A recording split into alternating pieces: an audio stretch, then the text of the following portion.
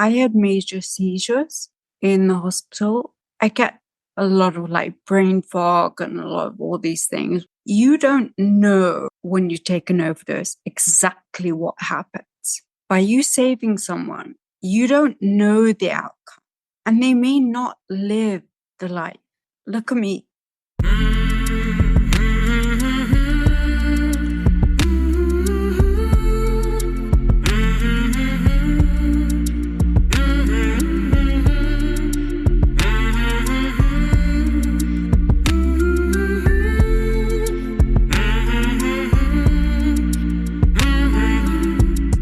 Hey there, my name is Sean, and this is Suicide Noted.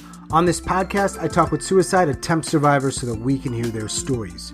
Every year around the world, millions of people try to take their own lives, and we almost never talk about it. We certainly don't talk about it enough, and when we do talk about it, many of us, including me, we are not very good at it. So, one of my goals with this podcast is to have more conversations and hopefully better conversations with attempt survivors. Now, if you are a suicide attempt survivor and you'd like to talk, please reach out. hello@suicidenoted.com, on Facebook or Twitter @suicidenoted. And you can reach out for other reasons as well.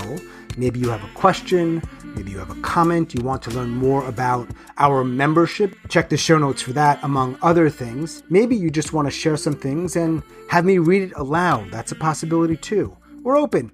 Ideas. Let's do it. Now, of course, we are talking about suicide on this podcast, as the name suggests, like we've been doing since the summer of 2020. We do not hold back. So please take that into account before you listen or as you listen. But I do hope you listen because there is so much to learn. Today, I am talking with Sari. Sari lives in England, and she is a suicide attempt survivor. Hey, Sari. I never, ever go on Zoom.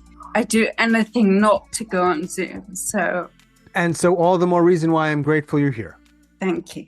Sari, how do I say your name? The English like to call me Sari. The Americans like to call me Sari. Make of it what you will. I lived in the States for 16 years and I had my name botched, so... Right. I'll call you Sari. Okay, that's great. No, I'm not a bloke. I'm just a dude from the States. What part of England are you in? I'm in London. Where'd you live in the States? I lived in New York. So I went to New York for undergrad and masters. Ended up staying there for almost 16 years.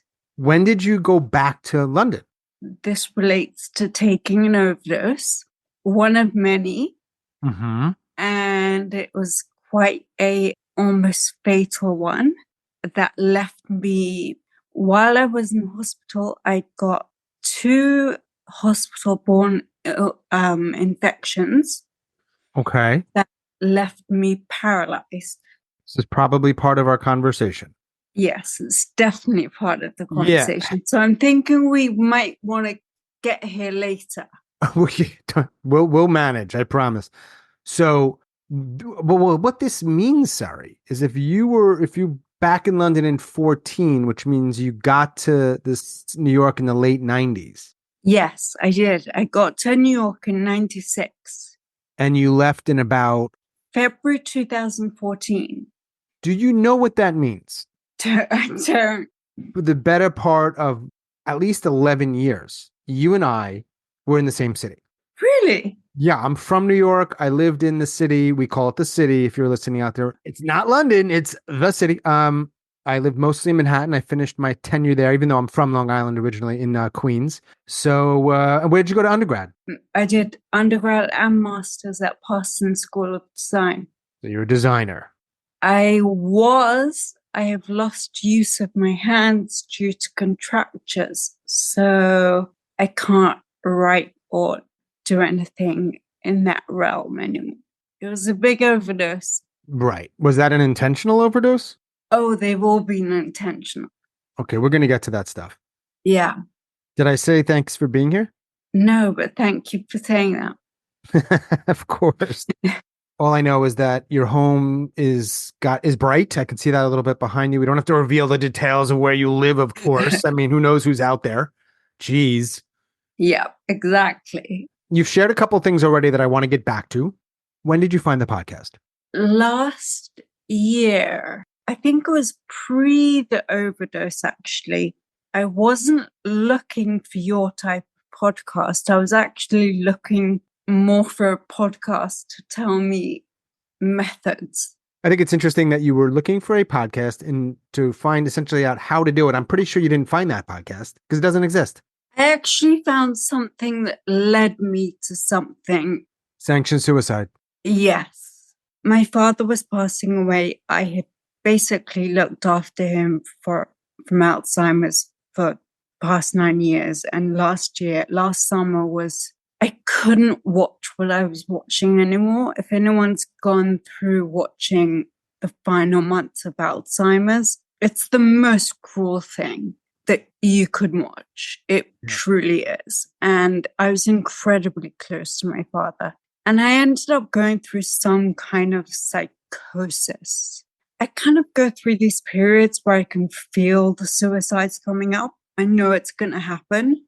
I want to understand, when you were looking for something for a podcast, you were looking for ways or methods. So all of my attempts have been overdoses. Yeah. Now, when we go back to the very first attempt, We will. to what has been the very last attempt, we've gone from like a baby to my last 4 have been all nearly fatal.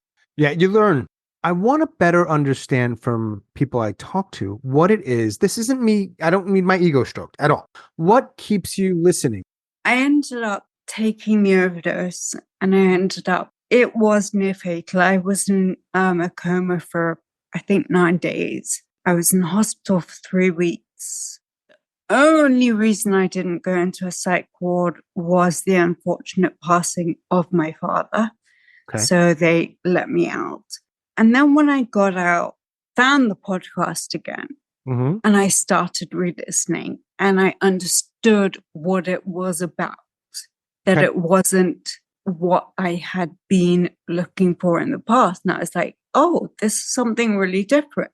And maybe I could learn something from this. Maybe I could, listening to other stories could be helpful in a time like this. And I think I listened to almost all your episodes in a matter of 3 days. Wow. That's called a binge. Don't forget, I'm paralyzed and they didn't move me for 3 weeks. So when I came out of hospital, I was incredibly weak.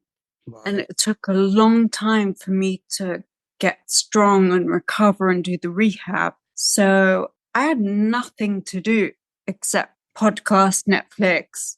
You heard a lot of this guy blabbing away. I did. It's been 25 years, so chronic suicidal ideation. And how old are you, may I ask?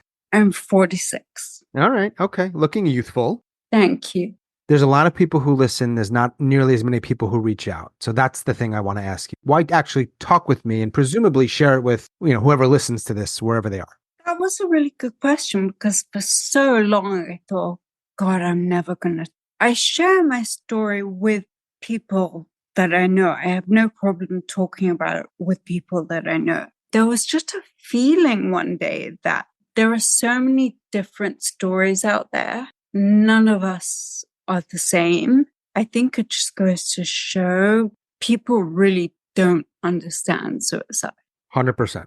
And even the doctors themselves. And I hope that there are doctors listening in on this podcast, which I don't think there are. I really hope it reaches that one day because they could learn a lot. Just goes to show that it's an unknown, I wonder if you're in the majority or the minority of people who are, at least until this point, more comfortable sharing it with family, close friends than they are strangers. I think if I had to guess, I'd say more people are comfortable sharing it with strangers. My family does not want to know. Oh, but you don't talk about it with them, or you stopped? I do. They had to come to therapy with me, but they don't want to know. That must suck. I have one sister. She's a psychologist. She's very supportive. My other sister, who's a doctor, does not want to know.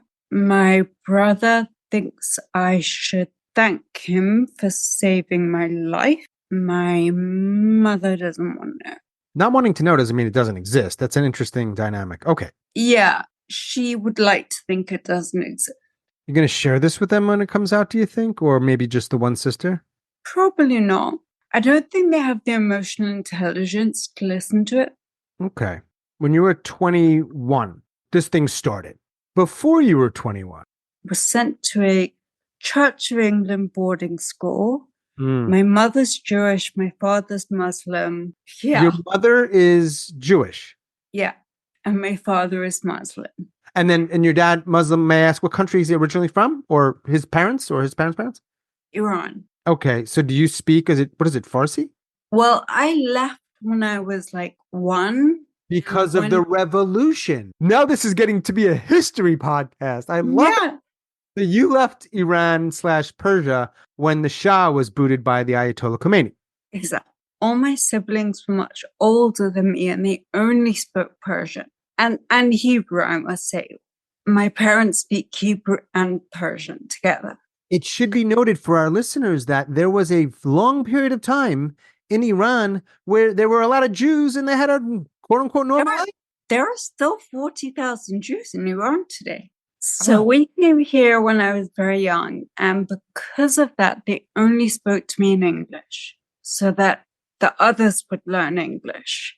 I picked up some Farsi along the way because my aunts and uncles, I could speak it like broken. I mean, like very pidgin, understand it fully.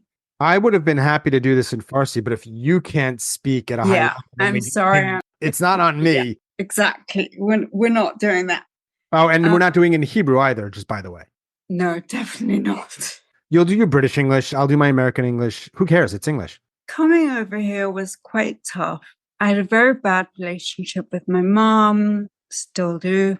Very good with my dad. But I was sent to boarding school. I chose to go to boarding school because I didn't want to stay at home. But it was very evident that I wasn't English. There was quite a lot of bullying going on, but I do not blame that for my issues. It just kind of, that's where things would have started to go on. But I don't think any of that is to do with what was to occur later. Okay. It was just a shitty upbringing. I moved to New York. I found my freedom. Best time of my life that I could have had because I think I was away from my family. New York in the late 90s was pretty cool, I think. I mean, we made it cool, I think. Yeah. I kind of messed up because as a foreign student, you get a 1-year visa to stay on. I am the biggest procrastinator in the world. Like, it's just a very bad trait of mine. It's especially bad with visa stuff. Well, exactly. Lo and behold, I didn't get visa. Okay. And I was too scared to tell my parents that, that just spent all this money on college and I wasn't staying a year to work. And I don't know how. There are eating disorder issues in my family. I'd never had one until then. All of a sudden, it just it hit me like a bullet. I think out of anxiety, started binge eating. I was so nervous about telling my parents and about all of this. I didn't understand it. And I hated the feeling so much because I'm also the biggest control freak. You're so out of control in that situation. Mm-hmm. So my first overdose was that summer, and I took 200 Tylenol. With the intent to die? Every single one of my overdoses has been with the intent to die. Do you know how many overdoses you have? It's roughly about 18 right now. And this goes from 21 till, when was your most recent one? Last year? Last August. So at 21. I woke up the next day, just maybe even not the next day, maybe 2 days later, and I just ran to my bathroom vomiting. And I was like, well, that didn't work, clearly. And I remember just going to a deli and buying like the biggest bottle of Coke I could find. And I was like, that's all I could stomach. I was like, shit, okay, well, my parents coming for graduation in 2 days. I'm gonna tell them. And I told them, and whatever, I moved back to London like 2 months later. I did tell them about the overdose, and I was sent to every psychiatrist and every whatever, put on 100 different meds that made me so insane. When pretty much immediately, as soon as I got to London, I took another overdose with all the meds that I was on, which was a lot.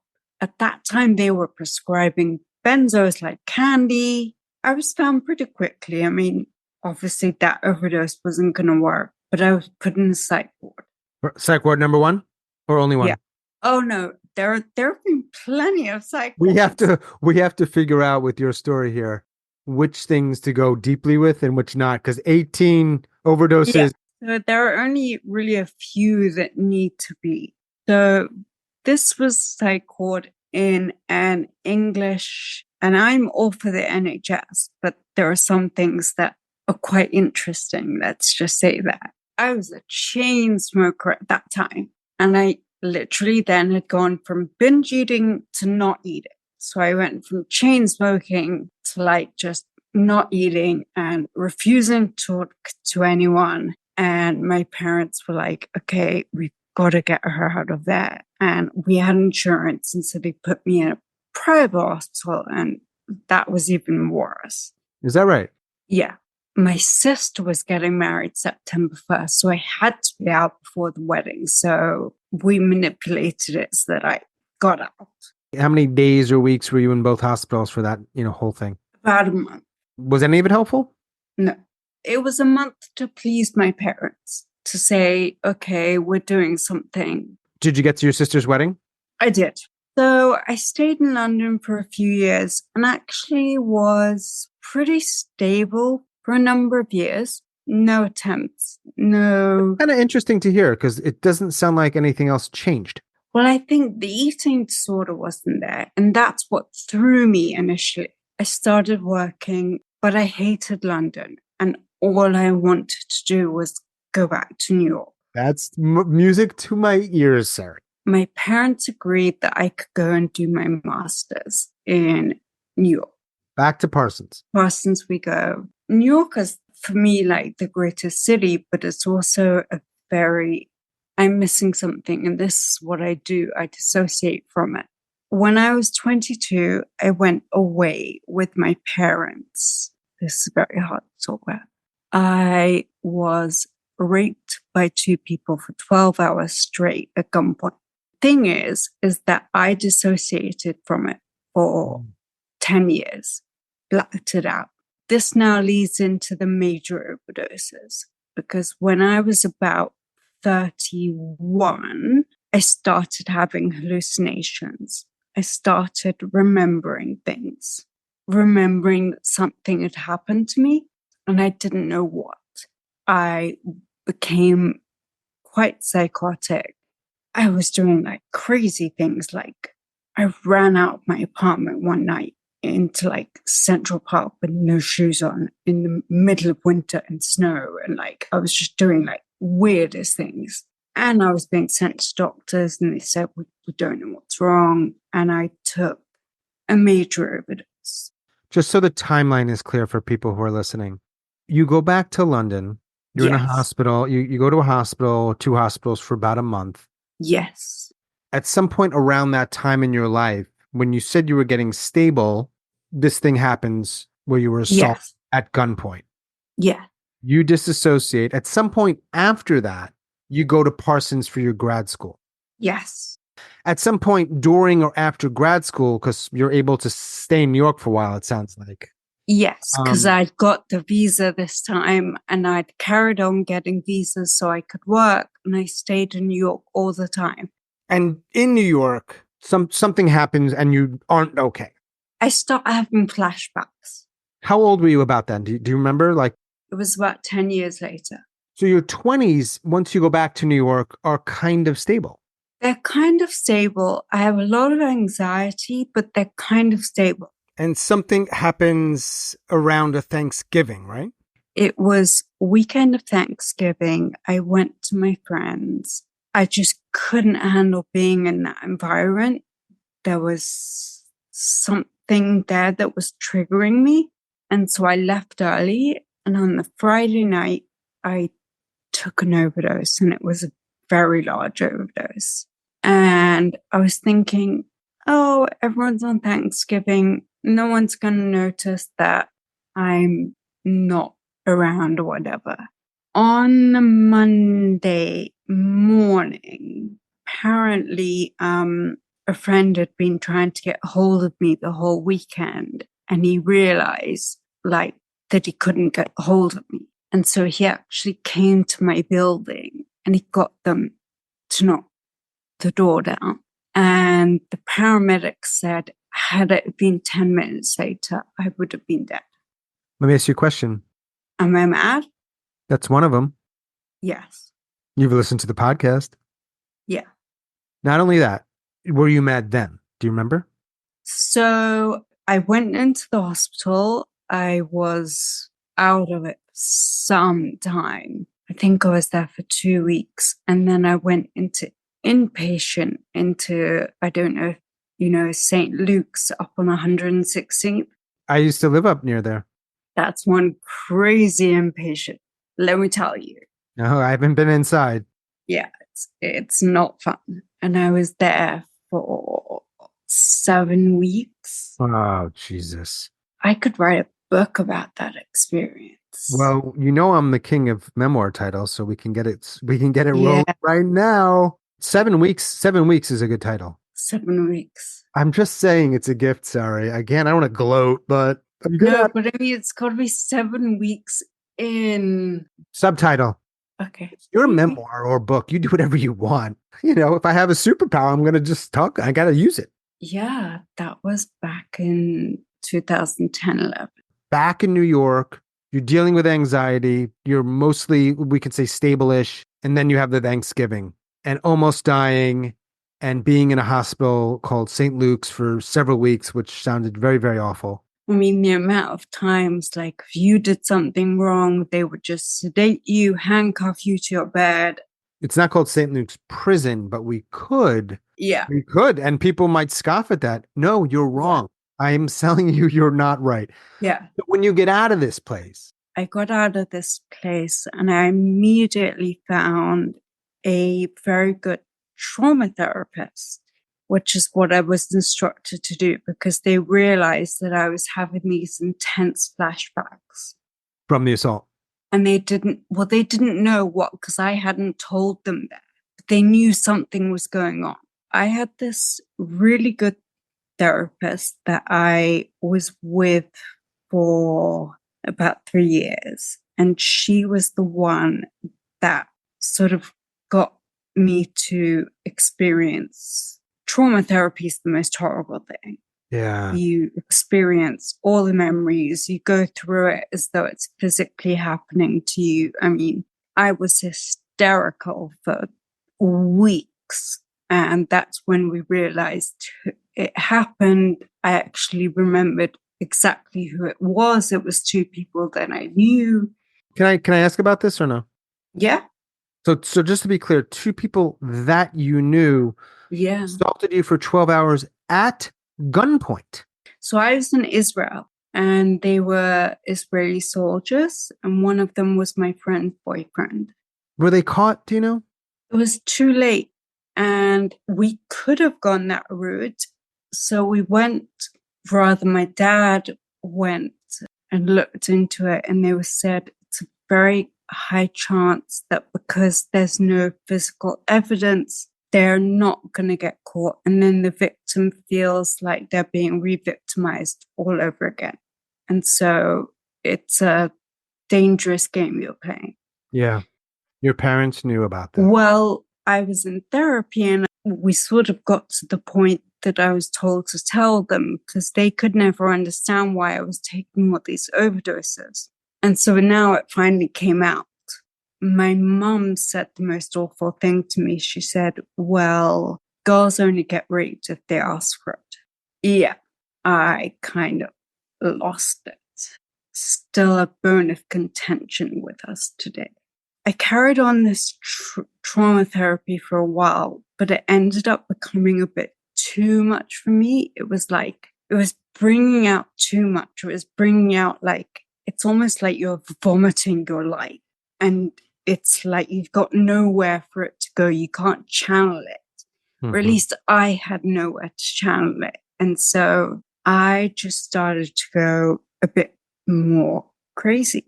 That was when on New Year's Eve of 2013, I took my worst overdose yet. In New York City? Yeah. And I had been hoarding this overdose for about 4 months. Oh, so you were planning. I was waiting for it to come, and it was probably the worst cocktail of medicines you could ever get. I'm not going to say it because I don't want anyone to hear this and think, oh, that's a great cocktail, but it was bad. This was the kind of podcast you were looking for originally. Well, yeah, exactly. You had been back in New York for several years. Yeah. Particularly when you start to go to this particular or the trauma therapy. Are you able to function day to day?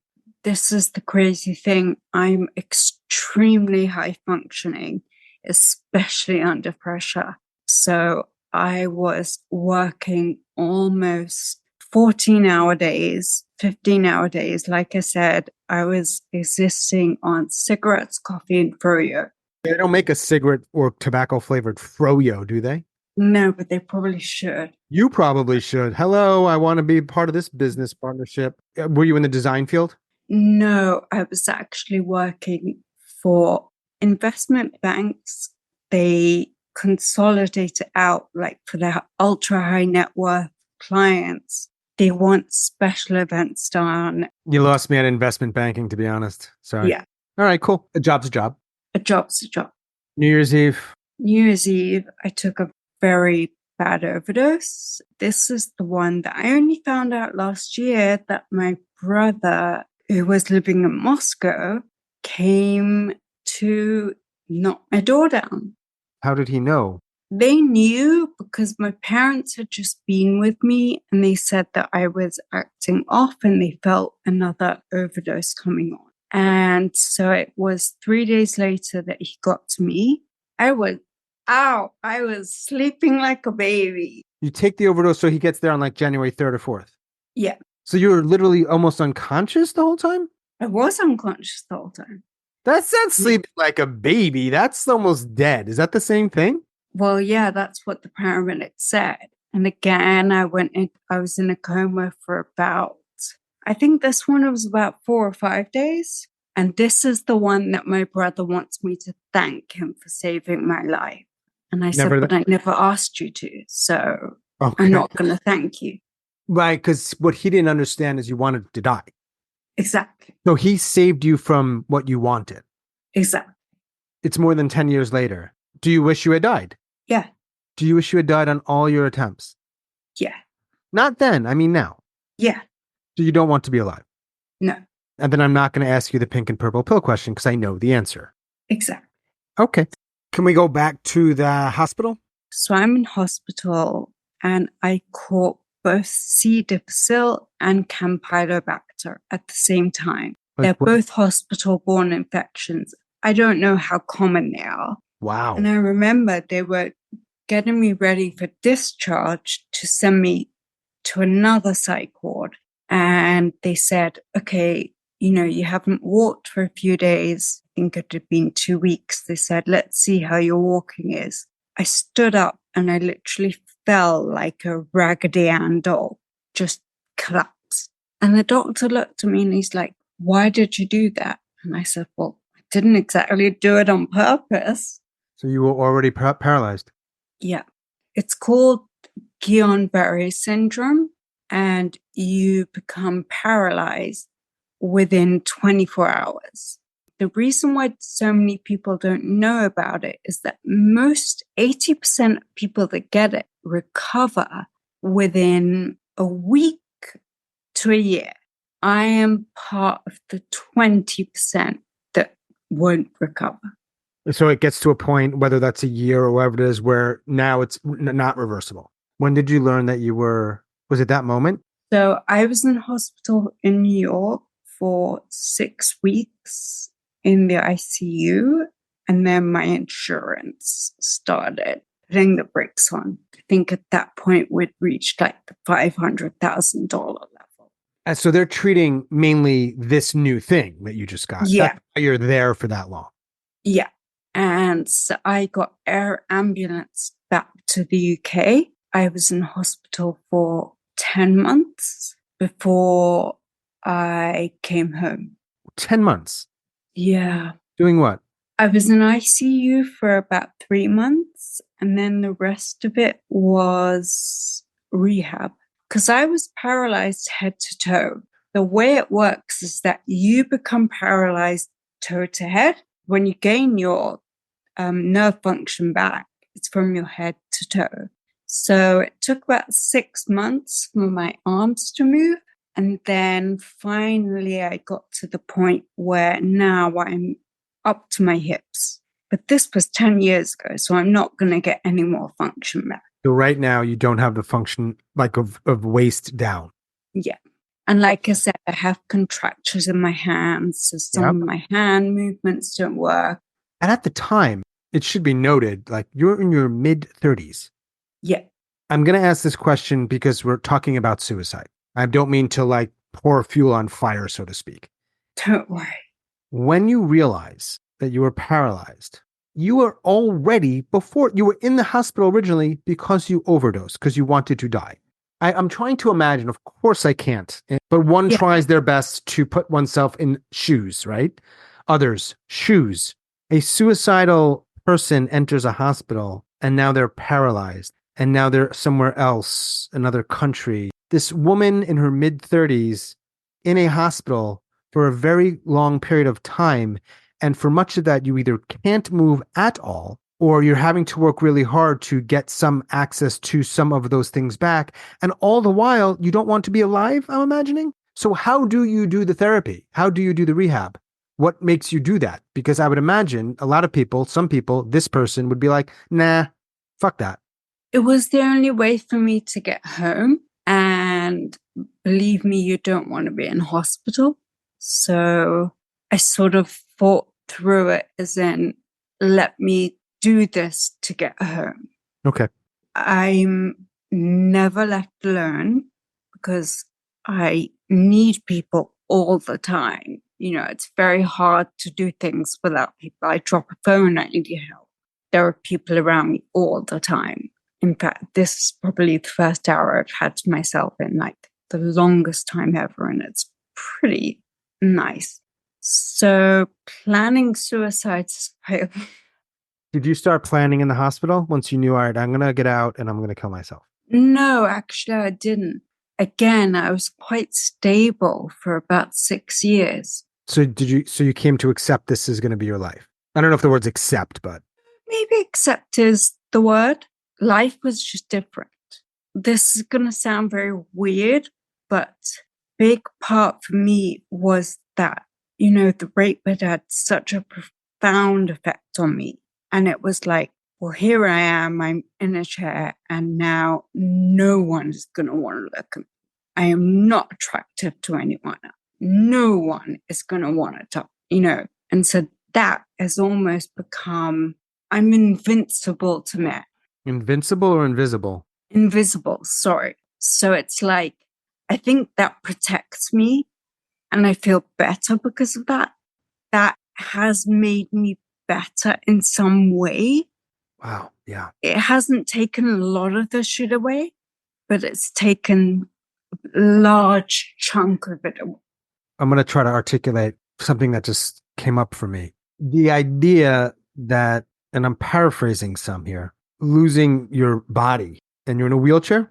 Yeah. And the fact that for years now you've been, and I don't know how men feel, but how you feel that you're invisible.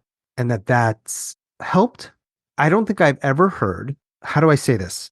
A more powerful example of what that kind of thing can do to another human being, that kind of assault. Well, I don't think men realize I think you're probably what right. they're doing, Right. the effect of what they're doing. Now you're here and someone will hear this, let's hope, and say, who knows? I don't know if you can change how people think. I really don't. I don't. And I don't know if people care. My feeling is that they don't. Yeah, right. And people who do that might not give a shit. So since you've been out, 10 years, 9 years, 10 years, if my numbers are correct here, you've had multiple overdoses where you are somewhat regularly trying to end your life. And probably when you're not planning to end your life, you're thinking about it and then stockpiling and all that goes into it. All the while, people are around you a lot. So you have to be like quiet and secretive and super. So it's quite interesting. I just found out that in UK, we can now sign advanced care directives. So when you're older, you sign a DNR. I don't want to be resuscitated if I'm, like, for example, my father with his Alzheimer's, he didn't want to be resuscitated. So an advanced care directive is that if I get a terminal illness or if I get a brain tumor or something, I have decided to refuse treatment. The only thing I want is to be made comfortable with pain treatment.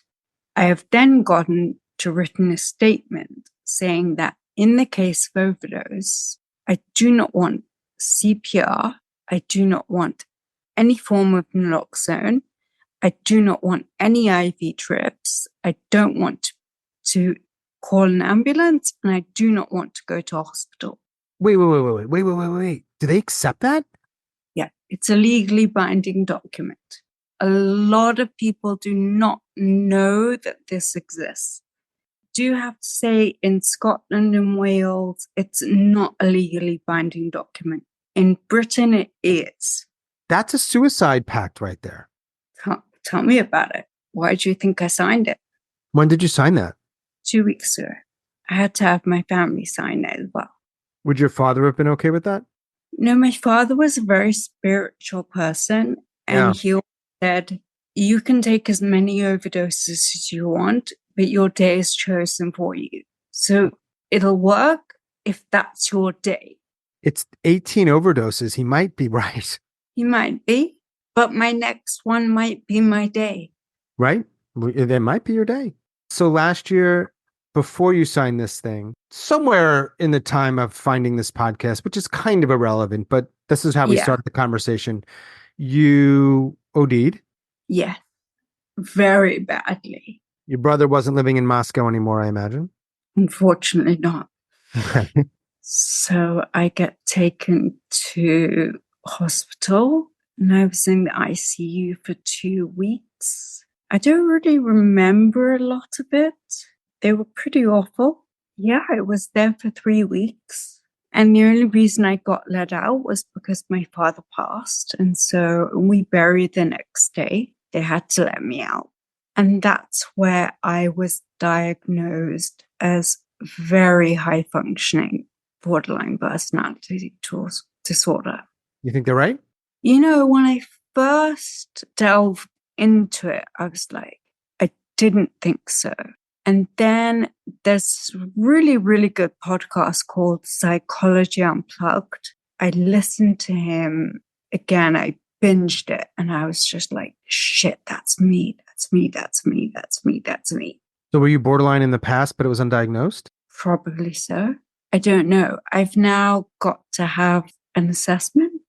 I categorically don't want to be here, especially not without my father. It's been a year? No, 5 months. Do you have any idea? I think I know the answer here, but I'm going to ask why you haven't tried sooner? Again, it's sort of like there's all these people around me, and so it has to be done when there's not. I can hear someone in your home right now, right? You're never alone. I will be this week. My mother's gone home. Do you think it's weird that when someone shares something like that, I don't say anything other than what I've said. Like I don't try to talk you out of it. I don't try to give you a resource. I don't give you a phone number to call. I don't make any suggestions. I don't do any of that. No, not at all. And I'm quite glad you don't. No, me too. I'm so sick of people doing that. You've had plenty of that, I'm sure. Yeah, OD? actually, no. I'm pretty sure I know. You actually really don't. You might be surprised what I've learned on this podcast. No, because there's something that I haven't shared on this podcast. Well, pray tell. In 2009, I was able-bodied. It was my birthday, and I don't know if you remember that monstrosity of a Whole Foods on Columbus Circle. So I slipped on a grape, basically broke my pelvis. This is all pre-being paralyzed by it. And I had 2 hip operations, a spine operation, and 2 SI joint operations. Jesus. As they do in the US, I remember going to the ER that day. They sent me home with what I didn't know, and my boyfriend knew, and he was just like, he was so petrified. They sent me home with 180 oxycodone. I was high as a kite. Yeah, I would have been too. And I was a big weed smoker as well, so that combination was great. They then moved me very quickly onto fentanyl. Probably felt great too. Wonderful. I'm not joking, you guys, flying as high as a kite. Right. But they were giving me doses that could be considered illegal. Okay, so when you think about ending your life, in the past you OD'd, and now we're talking about fentanyl and stockpiling, and we're going to leave it at that. Don't want to give anyone any ideas, but okay. How many people know that we're talking right now? One of my carers. I was going to ask you about your hospital stays. I mean, you've been in the hospital, if you added up all the days, for like a couple of years, probably. Probably. Both kinds of hospitals. Yeah. No, I know. If you were to share one thought, I know this is kind of a corny way to frame it, one thing that psych units, mental institute, all of those places where people that are not well go, what is the one thing more than anything they could be way better at? Being more human. Yeah. Treating us as humans.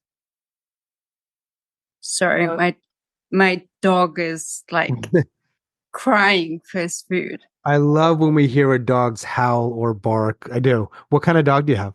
French bulldog. What's his name? Harvey. Harvey, the French bulldog. Is he like, I would imagine he is good company. Very. Do you think he knows when you're down? Oh, 100%. Are you mostly down? No, I think he's more down than I am. You got to help your friend out. You got to help Harvey out. He really suffered with my dad's passing. Wow. Yeah. It was hard. He lost a buddy. How many people know about your most recent attempt? I don't think there's anyone that doesn't. How many people do you have in your life to have a conversation with that might even discuss the word suicide with? There are a lot. I just don't do it. I am very guarded and closed. I put on a happy face and I do the whole fake thing. And I've done it my whole life. Fucking tiring, sorry. But that's the way I was brought up. My mother didn't want to hear about your problems and you don't talk about them and we keep everything to ourselves. Right. Hence her comment. Oh, I remember the comment. Yeah. So you have maybe borderline personality disorder. Have you been diagnosed with anything else over the years that you think is accurate? Chronic suicidal ideation, chronic PTSD, and anxiety. How many medications do you take daily? Whether it's prescribed or not. I don't. That's what I was going to ask. Well, break them up for me. What? First we'll go with prescribed and then other. Okay, opioids prescribed. Yeah. Fentanyl and oxycodone. Mm-hmm. Mental health prescribed Ambien, Klonopin, and Celexa. I tried ketamine, really did not like it. I thought I was going like loopy Ah. loop. Okay. No ketamine for you. No, Other than Harvey, what helps, if anything? I'm not like super depressed every day. I get up, I shower, I get dressed, I live, I function. Right? I watch Netflix, listen to podcasts, I go out, see people, I do things. Mm-hmm. It's not like I'm sitting in bed crying. None of it doesn't do anything for me. It doesn't stimulate. Like I come home every night and I'm like, why? What's the point? Yeah. Are you able to work? Yeah, I worked for 3 years. I stopped last year when I had to like take care more of my dad. I don't know that I'm ready to go back into work. I'm very type A, and when I work 7 days a week and I don't do anything else, and like that takes over my life, and I don't allow myself to do anything else. And I don't know if I want to get into that space because it's very toxic for me. Yeah. Any myths or misconceptions? And it could be about anything that we've talked about. That's a tough question. I personally don't think it's selfish. And I know I'm going to get a lot of shit for that. Someone that I know recently committed suicide, a 50-year-old, and he had a 6-year-old daughter. Yeah. And she said, I'm just so glad he's not in pain anymore. Wow. How old is she? 6. Wow. Okay. It's like, do you stay alive because it's selfish for other people, but your pain is not, that's not selfish. Like it's my pain doesn't warrant being addressed. Right. That gets lost in the whole thing. Yeah. I have to live for you who really doesn't give a shit, but it's selfish. Right. I don't buy that. When's your birthday? 9th of July. Oh, I'm 4th of July. Cancerians rock. Cancerians. I didn't even know that was a word, but I love it. How did you not know that's a word? Wow. Who's judgy? Yeah, I'm very judgmental. But I mean, Whatever. I don't never apologize for my stupidity. Believe you me. One other question that I forgot to ask. When somebody gets that kind of thing in a hospital that you got, can you sue them? oh, Like, your section. They have the right to do anything they want. Oh, you mean the infection?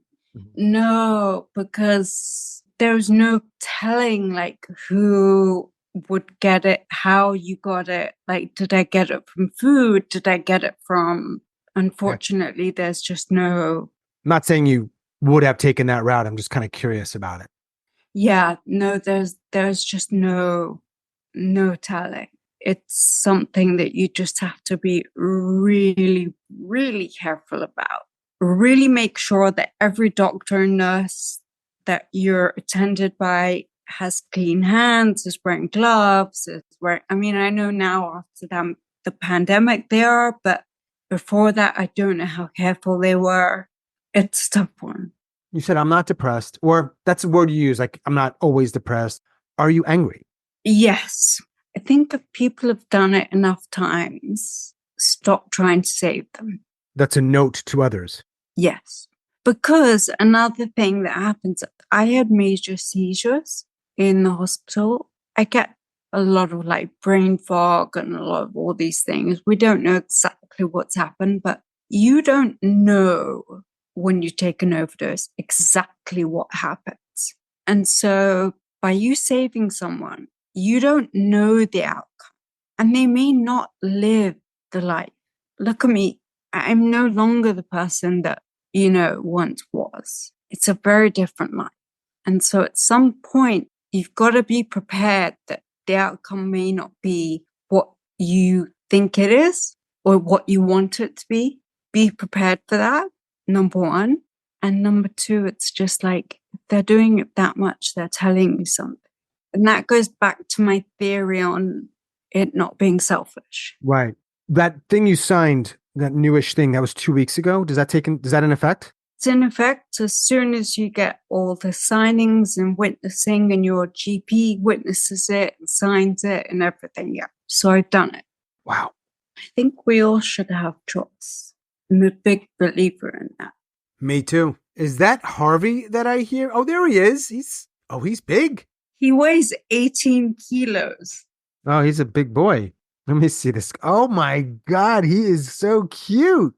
I didn't realize French Bulldogs were that big. He's got a big old You're head. such a cutie. His head is bigger than yours. What a cute. Now he's like getting on the wheelchair and he's like, oh my God. Harvey, for our listeners, is a medium-sized French Bulldog. He's got a beautiful black coat of fur and an adorable face with great big sticking out ears. He's perfect. But there he is. Like his big old snout's right here in my face now. Virtual face. What else would you like to share, Sari? Nothing. It's been a really good and interesting talk. I've enjoyed it. Me too. Thanks for talking. Thank you. Before we leave, tell me about the rest of your day. There is really not too much to tell. It's like 6:15 here. So Oh, right. It's later there. Duh. I have a friend coming over for dinner, and then I don't know. What are you watching on Netflix right now? You said that you have Netflix. There is really nothing to watch right now. There's something. They have a lot of stuff.